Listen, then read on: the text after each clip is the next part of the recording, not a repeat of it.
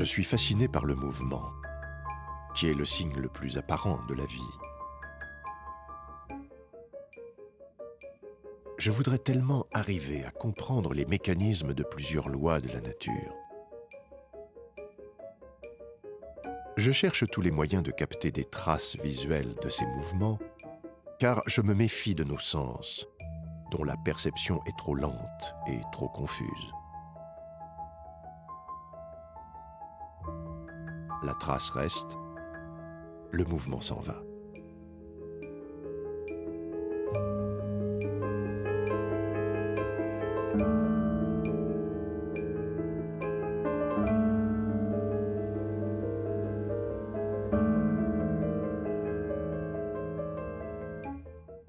C'est pourquoi, moi, Marais, je biblotte. Je veux dire par là que je transforme, perfectionne des instruments existants afin d'enregistrer graphiquement les mouvements du corps. La respiration, avec le pneumographe,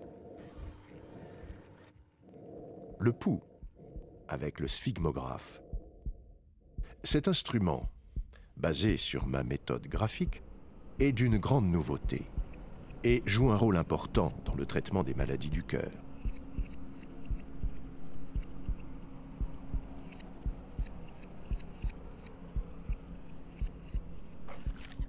Un mouvement, lorsqu'il se produit, est rapide. Trop rapide pour nos yeux. L'imperfection de nos sens et de notre mémoire le soustrait à l'analyse. Mais si ce même mouvement laisse une trace sur le cylindre enregistreur, alors tous les détails y sont consignés.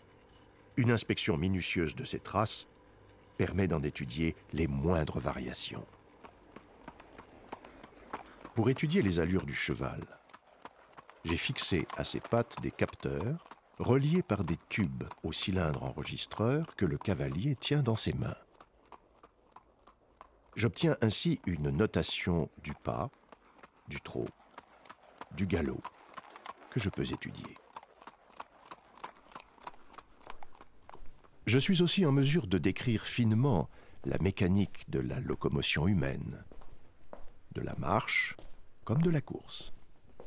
J'enregistre sur le cylindre les trajectoires de la hanche, du genou, de la cheville et du pied. Cette méthode m'a également permis de repérer, pour différents types d'oiseaux, les étapes d'un coup d'aile et d'en mesurer la durée.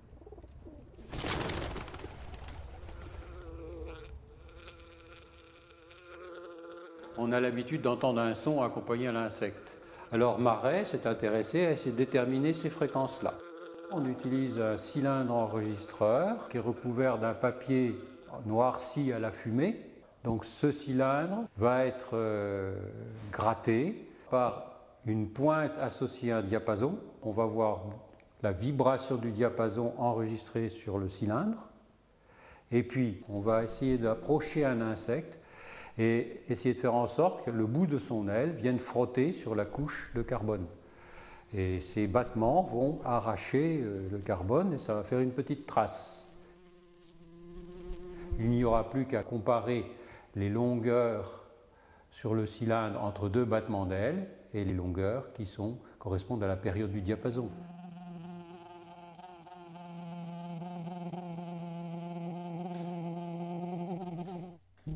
Je force le phénomène à tracer lui-même sur le papier son déplacement, sa durée et les instants où il se produit. Ma méthode graphique est une écriture automatique, une écriture de la nature. J'ai imaginé un moyen pour vous donner confiance dans ma méthode graphique. Je vous présente le mélographe. Lorsqu'un pianiste promène ses doigts sur un clavier, qui pourrait décrire les mouvements qu'il exécute? Inscrivons ces mouvements sur un cylindre enregistreur et quand ils seront fixés sur le papier, nous pourrons les analyser tout à notre aise. Alors voilà l'expérience de Marais, donc de l'enregistrement des signaux sonores sur un cylindre enregistreur à noir de fumée. Oui, en fait, l'appareil qui est là enregistre la présence ou l'absence d'une pression sur la touche.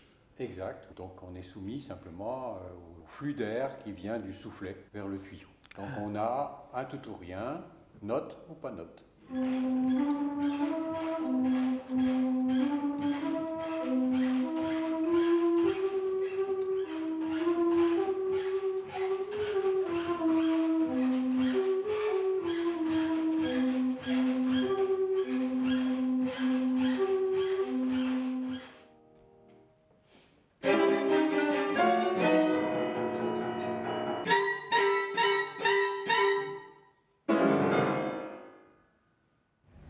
Quello che ha portato alla scienza europea in generale è stato la fiducia che da quel momento in poi i fisiologi hanno messo nel metodo grafico, convinti della bontà di questo approccio, dell'approccio di Maré, per identificare, poter, come diceva Maré, misurare le mouvement, poterlo fissare, misurare col compasso e con la règle, e rendere finalmente una scienza che era ancora una scienza affidata alle vaghezze del principio vitale, una scienza matematica.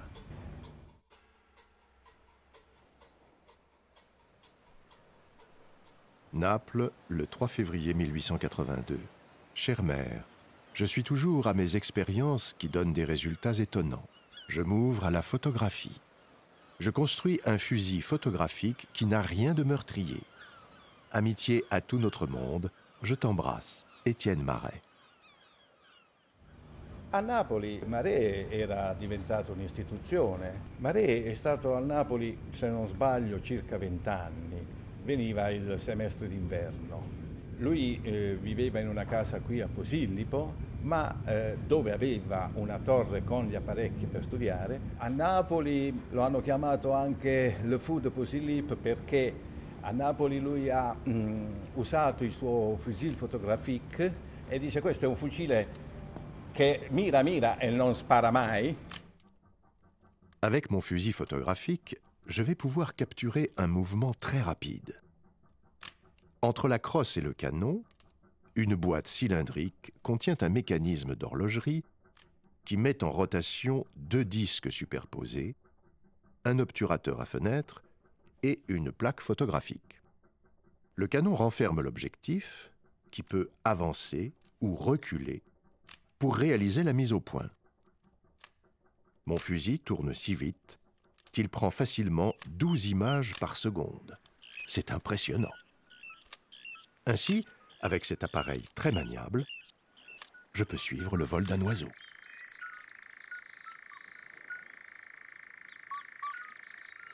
Napoli è un posto importante anche per la scienza ottocentesca, per l'arte ottocentesca. Étienne Jules Marey sicuramente è stato molto importante nella vita di Anton Dohrn. Anton Dohrn è convinto che la biologia, e quindi gli studi di biologia del mare, sono centrali alla scienza. Questa è una sua intuizione, anche questa che anticipa i tempi. La stazione zoologica nasce per provare le idee di Charles Darwin. Un altro dei punti abbastanza importanti della stazione zoologica è un punto di incontro internazionale. E qui scienziati russi, scienziati francesi, inglesi, americani. Viene creato un tavolo delle donne scienziate americane. Durante tutto il periodo in cui Anton Dohrn era alla stazione sono stati centinaia, quasi 1 migliaio gli scienziati di varie nazionalità che sono venuti qui. Si può dire certamente che la stazione zoologica sia stato il primo centro stabile di ricerca. Anton Dohrn usa le immagini, ingaggia una serie di professori dell'Accademia delle Belle Arti, li fa venire qui alla stazione, li mette a lavorare con gli scienziati, prima al microscopio, poi guardando dei pesci, dei polpi, delle stelle marine, delle razze, e questi disegnano. E c'è una collaborazione molto stretta fra gli artisti e gli scienziati. Io credo che questo abbia avuto sicuramente un'influenza su Jules Marey, che Jules Marey vede questo e si rende conto che queste immagini si può andare oltre. Si possono misurare anche determinate cose con le immagini. Quindi si ritorna all'uso degli strumenti, anche gli strumenti sono una passione di Anton Dohrn. Au fur et à mesure des progrès techniques, j'ai perfectionné mon matériel de prise de vue. J'ai réalisé un chronophotographe à plaque de verre qui fige sur un même support photographique les phases d'un mouvement. Dans cet appareil, seul le disque à fenêtre faisant office d'obturateur est en mouvement. Sa vitesse et le nombre de fentes déterminent le nombre de poses à la seconde. À chaque fois, j'adapte le disque obturateur aux effets que je veux obtenir et au sujet que je photographie.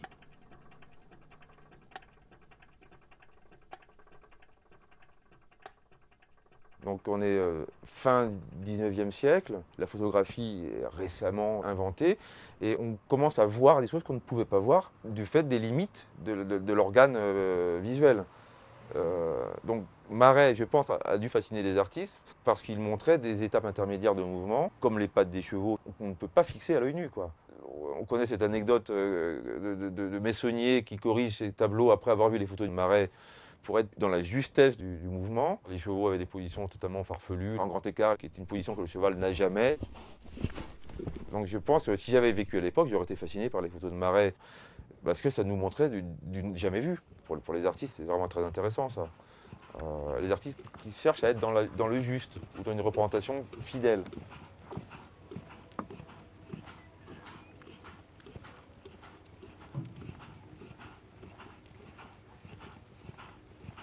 C'est le grand défi des artistes, qu'ils soient peintres ou sculpteurs, c'est de rendre la vie, rendre le mouvement par des artifices qui nous font ressentir le mouvement face à l'œuvre statique.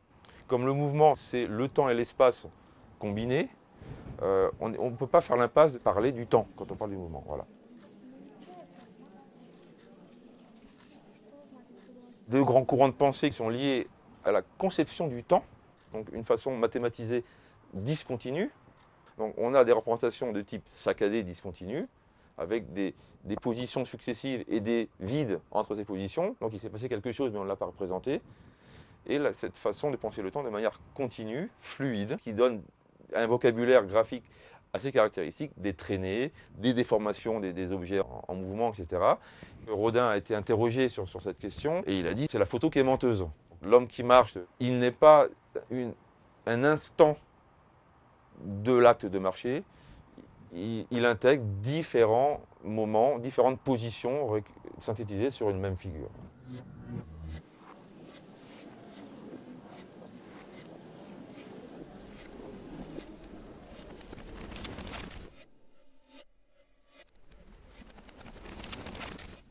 J'ai imaginé un zoetrope pour étudier les mouvements des ailes d'un oiseau en vol.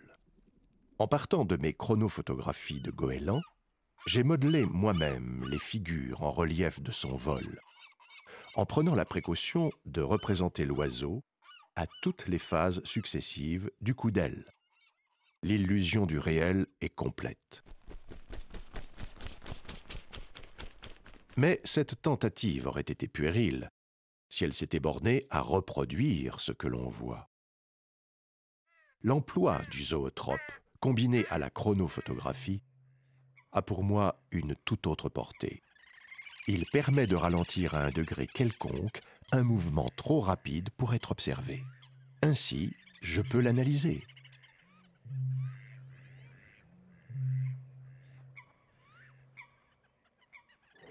L'arte è sicuramente sempre un passo avanti. L'arte è l'intuizione, non si può fare ricerca scientifica senza l'intuizione. Tu prima intuisci, sogni qualcosa che vuoi scoprire e poi lo trovi con gli strumenti, con la misurazione, con lo studio. Ma l'arte è l'intuizione è la passione e questo è assolutamente fondamentale. E questo è un altro punto che a mio giudizio accomuna Marey e Anton Dohrn. La passione della ricerca, che è una passione artistica e scientifica allo stesso tempo. Il padrino di Anton Dohrn era Mendelssohn Bertholdi. Anton Dohrn era un musicista anche se dilettante, Anton Dohrn adorava la musica e Anton Dohrn ha organizzato qualche concerto, non molto in verità, alla stazione zoologica, perché con la musica di nuovo si creava una comunità di intenti, di emozioni che lui diceva era importante per la stessa ricerca scientifica.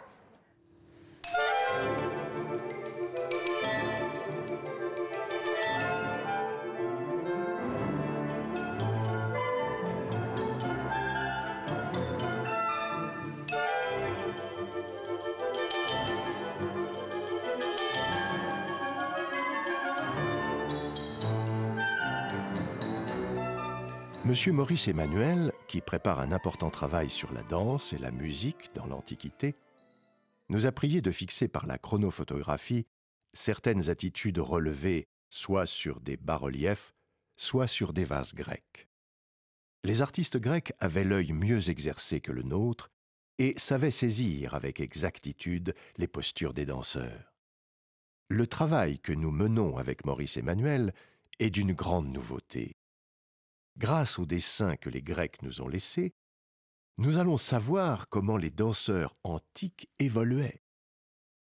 Nous allons recréer leurs gestuels, leurs déplacements et retrouver les temps forts de leur chorégraphie.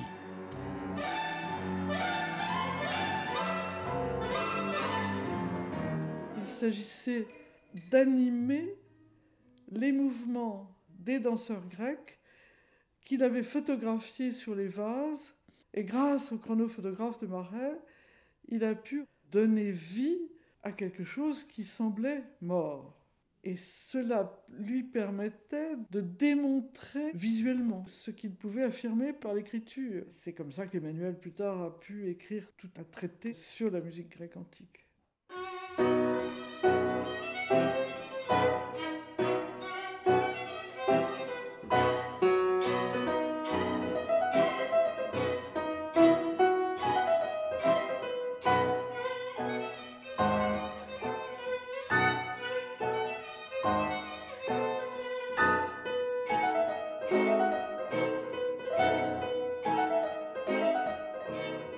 Ce qui est intéressant, c'est que Marais et Emmanuel se soient entendus comme ça, parce qu'on voit très bien en quoi l'obsession du mouvement est ce qui unit leur réflexion et leur art. Ça, c'est très très frappant.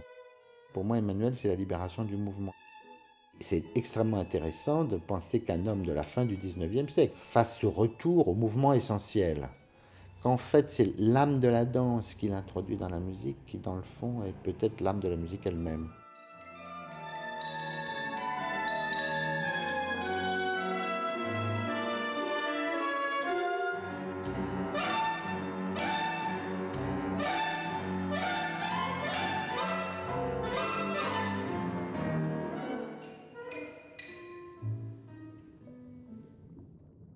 Je n'ai pu étudier les déplacements dans l'eau d'étoiles de mer, de pieuvres, de raies, que dans les années 1890, lorsque l'on a su produire de la pellicule filmique. C'est un ruban photosensible enroulé sur une bobine. Je photographie alors, sans risque de superposition, de petits animaux dont les déplacements minimes se font pratiquement sur place. Il a fallu que je transforme mon chronophotographe pour qu'il puisse recevoir ces bandes filmiques se déplaçant d'un cran devant l'objectif à chaque prise de vue. Plus une science progresse, plus il lui faut d'instruments adaptés.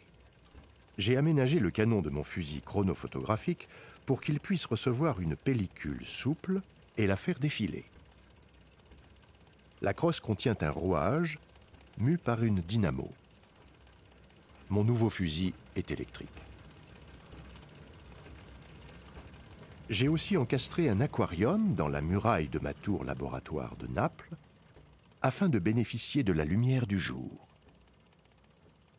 Sur la bande de pellicule, j'enregistre la séquence d'un mouvement que je pourrais projeter sur un écran en une succession rapide.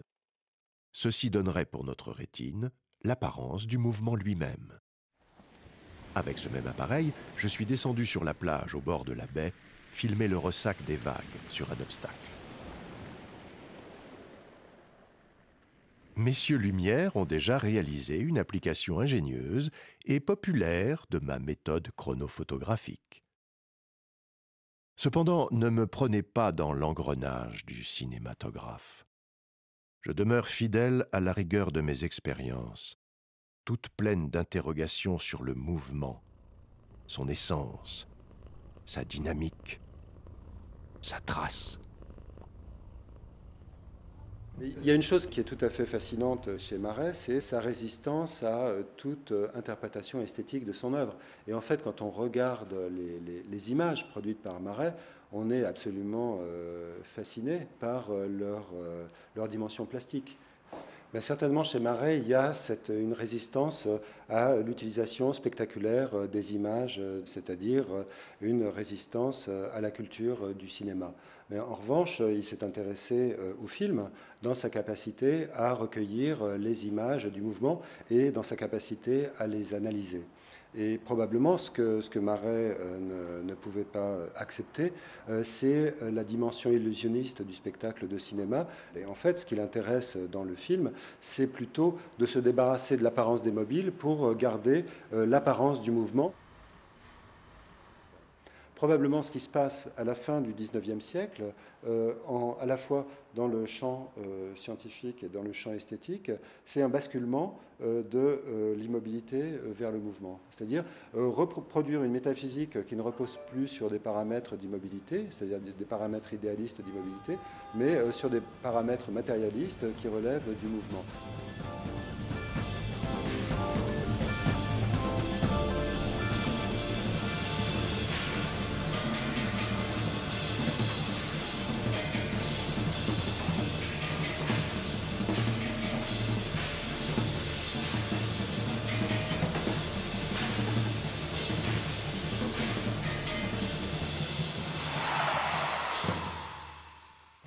La spécificité des médiums, c'est resté le credo de toute la modernité. Et en fait, Marais survole la tradition moderne, produit cette œuvre qui a été extraordinairement stimulante pour les artistes du XXe siècle, depuis les avant-gardes des années 20 jusqu'à la scène minimale des années 70.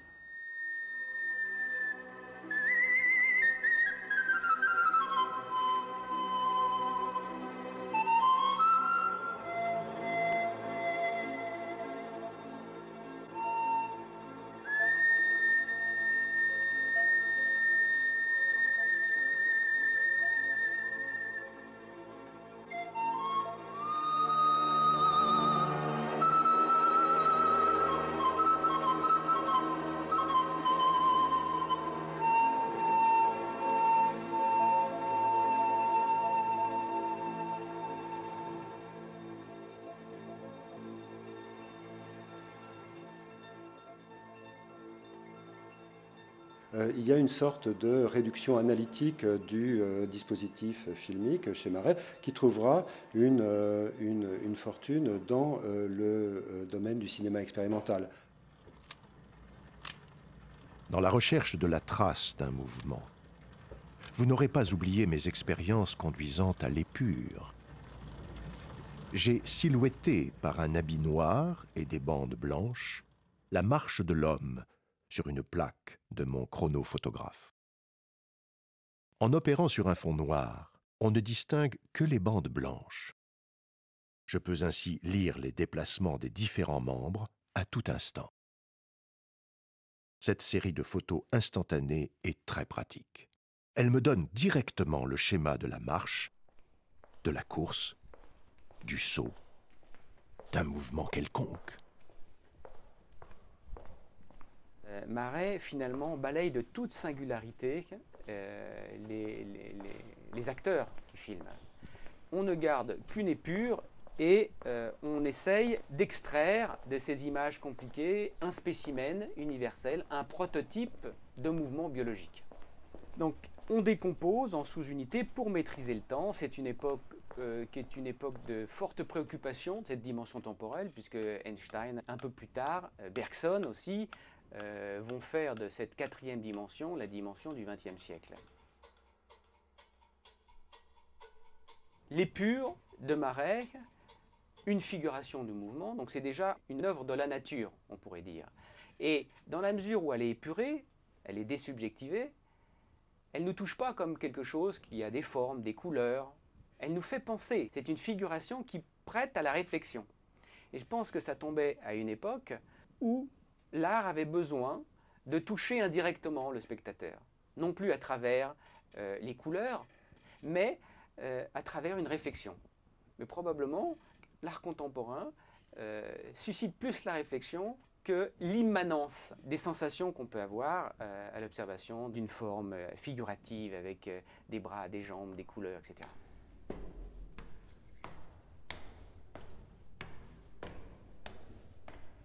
L'influence de Marais, c'est très, très important, et c'était après son mort.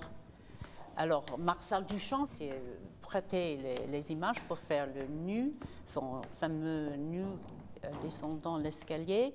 En plus, on voit ici tout le vocabulaire, toute la syntaxe du futurisme italien, avec la répétition des formes, et que les Italiens ont utilisé pour exprimer des forces dynamiques et les forces de la modernité. Mais maintenant, dans nos jours, on retrouve l'influence de Marais dans les artistes, une influence très, très forte aussi.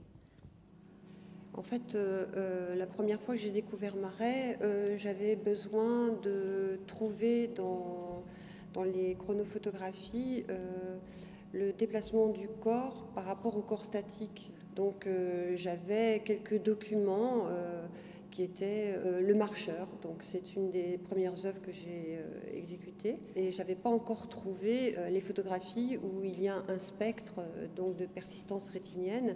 Et là, c'était véritablement une découverte par rapport à ce que je cherchais. Et j'étais très contente de m'appuyer sur une œuvre scientifique parce que déjà, ça me permettait de trouver une assise. Et puis, qu'en même temps, c'était un travail qui n'était pas aussi réservé aux scientifiques. C'était une recherche ouverte qu'on pouvait s'approprier et je dirais presque dans un terme artistique, utilisé en tant que citation. Il était aussi dessinateur et il redessinait lui ses propres découvertes ou ses propres photographies. La relation à l'espace-temps, ça c'est par rapport à mon travail, c'est quelque chose d'assez fondamental. L'espace, c'est le support, et je travaille avec le temps, puisque je déchire en grande majorité ces papiers. Et en même temps, je travaille sur le déplacement du corps dans cet espace, et je travaille sur la superposition, donc sur des espaces qui sont feuilletés. Donc là, on va se rejoindre sur l'idée d'espace-temps dans presque tous les sens possibles. Et là, j'ai découvert aussi l'espace profond avec la persistance rétinienne, qu'on appelle aussi la chronophotographie. Je vais essayer d'en explorer tous les concepts possibles. Et à chaque fois, je vais m'apercevoir que le concept, au lieu de se refermer, parce que ce n'est pas une tautologie, à chaque fois, ça va se réouvrir. Et je pense que lui aussi, il a à chaque fois cherché, et puis à chaque fois, il a réabouti sur une autre ouverture. Donc c'est sans fin, quoi.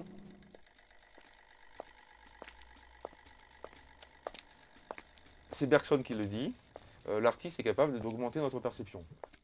L'artiste, il met un cadre sur des zones que vous n'allez pas forcément regarder. L'observateur de l'œuvre, le visiteur, moi j'appelle l'observateur, parce qu'on est toujours acteur de sa perception. C'est une approche qui intègre la notion du temps dans une œuvre statique par la réinjection du temps de la consommation du spectateur ou de l'observe-acteur.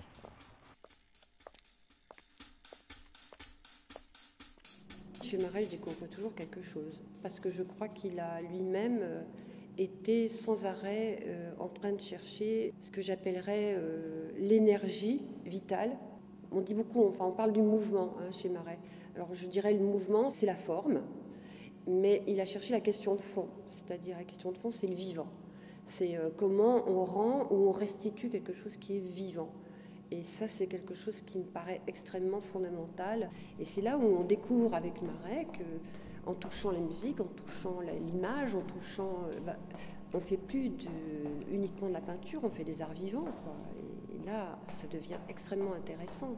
Et il s'intéressait à tout, lui aussi. Il s'intéressait aux musiciens, aux peintres, à tout ce qui était créateur. Marais, c'était comme Léonard de Vinci.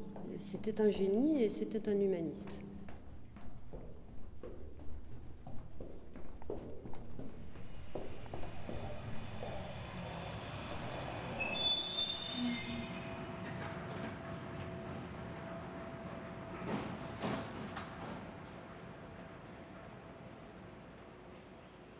Il est manifeste que Duchamp dans son Nu descendant l'escalier, s'est inspiré des travaux de Marais. Il a fait une sorte de synthèse. Il a rassemblé toute une série d'images qui se succédaient et qui ont été un peu compressées. Et moi-même, après avoir vu les travaux de Marais et ceux de Duchamp, je me suis dit qu'il y avait certainement quelque chose à exploiter là-dedans avec une technologie plus moderne. Les travaux que j'ai mis au point sont la manière de reproduire le mouvement dans une image fixe. Donc ce n'est pas du flou, ce n'est pas du bouger, c'est encore autre chose. Si on regarde avec attention, on découvre un découpage du mouvement dans mes images. On scanne le paysage avec le personnage, mais qui bouge en même temps, ce qui fait qu'il y a une combinaison du mouvement, à la fois le mouvement du personnage et le mouvement de la caméra. L'œil ne le voit pas, il le découvre quand il voit l'image qui en résulte. C'est là l'intérêt. D'ailleurs, les images que Marais a fait, on ne le voit pas non plus. Quand un homme saute au-dessus d'une barrière, on le voit sauter, mais on ne peut pas voir les différentes étapes. C'est là le génie de Marais. Il a réussi à faire cette synthèse. Marais a été un innovateur et c'est dans ses pas que je continue à faire des choses dans la même idée.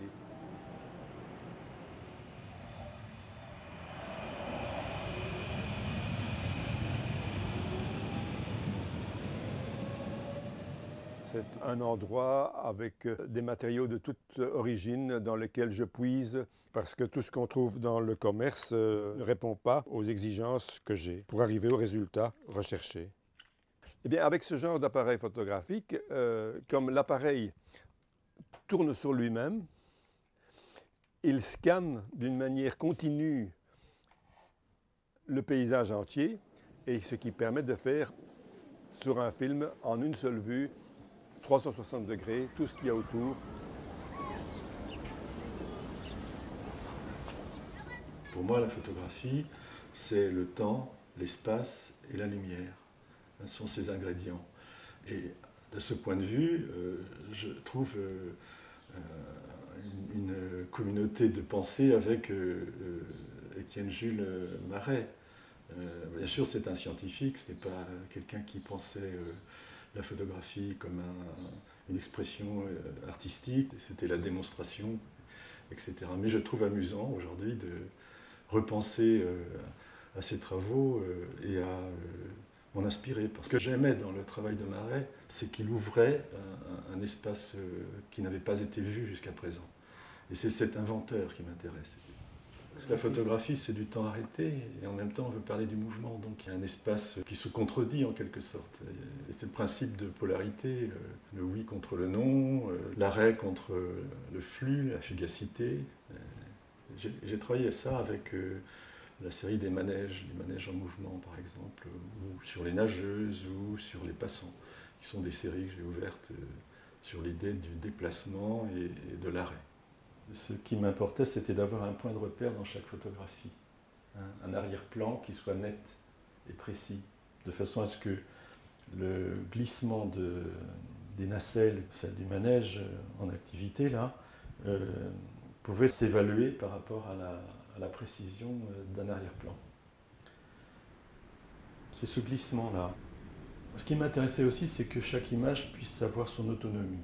C'est-à-dire, à la fois, elle doit exister, fonctionner pour elle-même, mais en même temps, elle offre aussi la possibilité d'être lue dans un rapport sériel.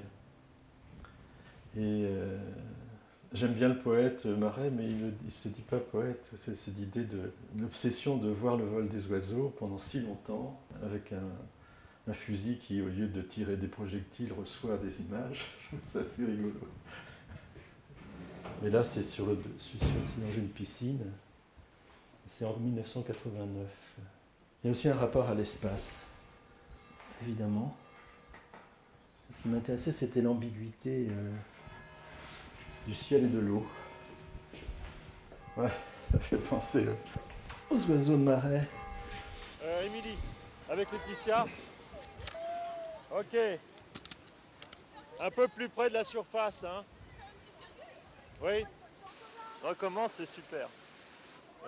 Fanny, tu es prête? Tu as changé de couleur de maillot? Très bien. Voilà. Très bien. Attends, on change de film, hein. En fait, j'avais transformé une piscine en cuvette de développement pour la photographie. Une piscine de 25 mètres, oui, à peu près. Et j'ai installé les tirages de grand format, 15 mètres carrés chacune. Cette exposition s'appelait Photos flottantes. Ces grandes photographies installées à la fois sur le fond de la piscine et sur le fil de l'eau ont permis à ces nageuses qui étaient là de passer entre les images. Voilà. Et donc il y avait une contradiction entre le mouvement arrêté en quelque sorte par les images photographiques et le fait de voir défiler les nageuses entre les images. L'idée, c'est qu'on est dans un état d'apesanteur. On ne sait plus tout à fait si on est dans le ciel qui se reflète sur cette piscine qui était une piscine de plein air ou si on est dans l'air. Donc ces nageuses ont un double statut qu'on leur accorde ou qu'on ne leur accorde pas, évidemment. C'est un affrontement, hein, la question de l'art. C'est être occupé, préoccupé par quelque chose et vouloir l'atteindre. Mais c'est infini, sinon si on était content de soi, on s'arrêterait en art. Donc il y a toujours une conquête à faire, une conquête sur le sujet qui préoccupe et une conquête peut-être aussi sur soi-même. Dire voilà, j'en suis là.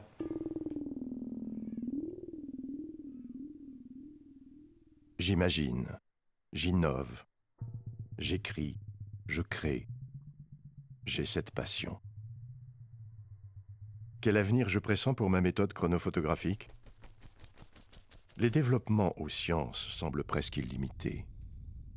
L'industrie commence à peine à en concevoir des applications.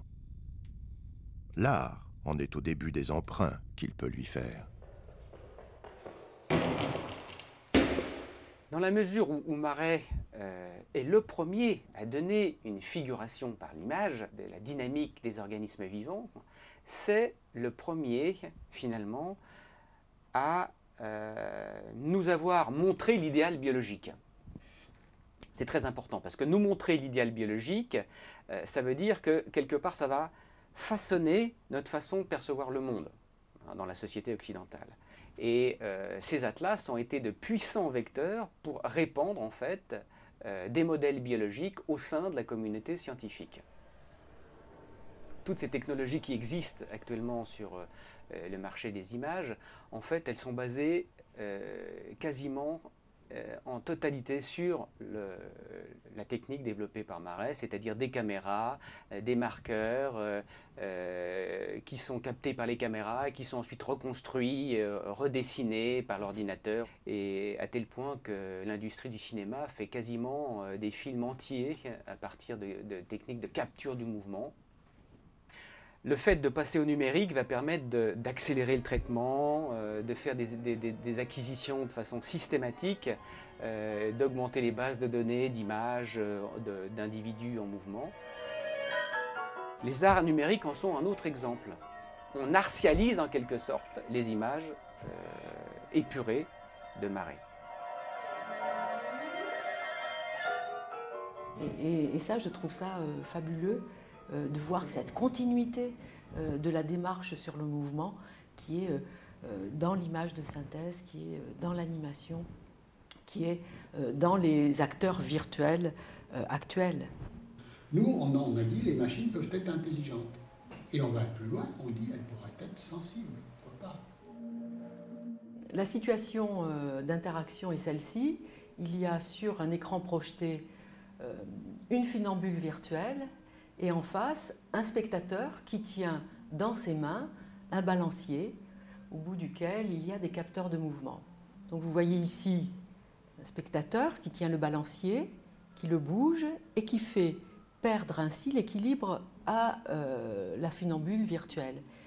Et comme elle a été entraînée au préalable à retrouver son équilibre, on voit que sur le champ, en temps réel, elle est capable de produire une stratégie de rééquilibrage.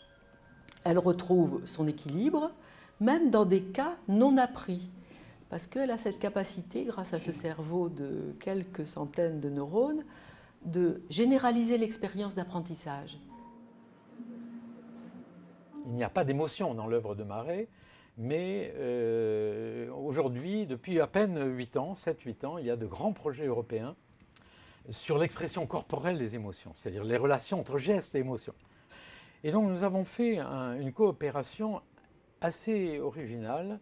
L'objectif était de donner à ces artistes la possibilité de casser le mouvement naturel pour provoquer une émotion. C'est-à-dire qu'on peut, par le mouvement, et en jouant sur cette coopération que nous avons eue avec des artistes, étudier quelque chose de très profond et très important aujourd'hui, qui est l'interaction avec autrui et le partage du mouvement. Alors là, nous avons une interaction qui s'appelle la danseuse virtuelle. Cette fois, le personnage est sensible à plusieurs types d'entrées. Nous avons le son, nous avons un capteur, comme tout à l'heure, de position, mais aussi il peut y avoir une caméra, etc. Donc c'est plus complexe du point de vue des réseaux neuronaux. Quand la danseuse réelle bougeait, la danseuse virtuelle improvisait des pas de danse à partir de l'apprentissage des quelques pas qu'on lui avait appris. Mais c'est vraiment une réponse interprétée en temps réel et également improvisée. Il ne fait pas du tout les gestes de la danseuse réelle. En donnant de l'autonomie au personnage, en donnant aussi de la liberté au spectateur, le but même de ce qu'on veut faire, c'est que cette situation soit une situation de co-création partagée. L'artiste, il improvise. Et pourquoi pas l'informaticien ne pourrait pas improviser aussi? Les jazzman improvisent. Moi, je pense que les programmeurs peuvent improviser, et les machines aussi.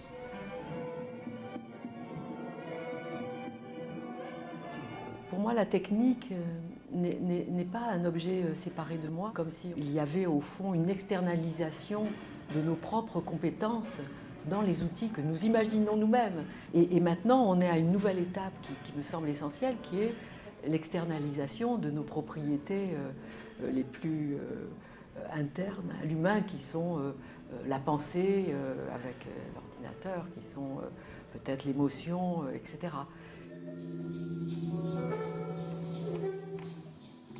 Les voies qui s'ouvrent aujourd'hui, sur le plan théorique, nous avons tout à faire pour comprendre comment le cerveau, en fait, contrôle le mouvement. Sur le plan social, si vous voulez, ou industriel, je crois que l'interface avec la robotique va être un sujet majeur. Donc il va y avoir un formidable développement de l'interface entre la robotique et les neurosciences, la pathologie sur le mouvement, avec en même temps une fertilisation croisée au niveau des modèles et de la compréhension. Et puis au niveau de l'art, tout est ouvert, puisque par définition, les artistes, on ne peut jamais savoir ce qu'un artiste va faire.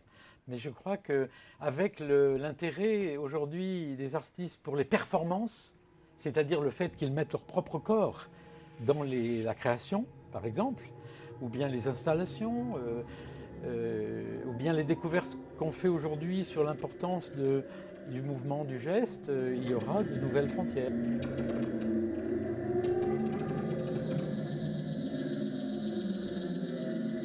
On peut aussi, comme le souhaitait Marais, inventer un territoire qui n'existait pas jusqu'à présent. Un manifeste pour un autre regard. C'est un peu les leçons qu'on pourrait tirer de cette époque-là. On peut avoir un impact dans son temps pour éventuellement l'enrichir, voire le transformer. En tout cas, ajouter quelque chose à sa manière, à sa façon. En tout cas, le proposer. C'est pourquoi j'ai pensé qu'on pouvait agir sur le monde en s'engageant aussi dans l'art.